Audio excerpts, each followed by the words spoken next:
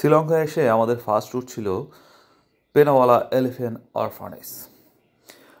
এই জায়গাটিতে ঘুরতে এসে আমার মনে হয়েছে এর যে পরিমাণ এন্ট্রি ফি সেই তুলনায় কোনো অ্যাক্টিভিটিস আসলে নেই যেটা আপনাদেরকে রোমাঞ্চিত করবে।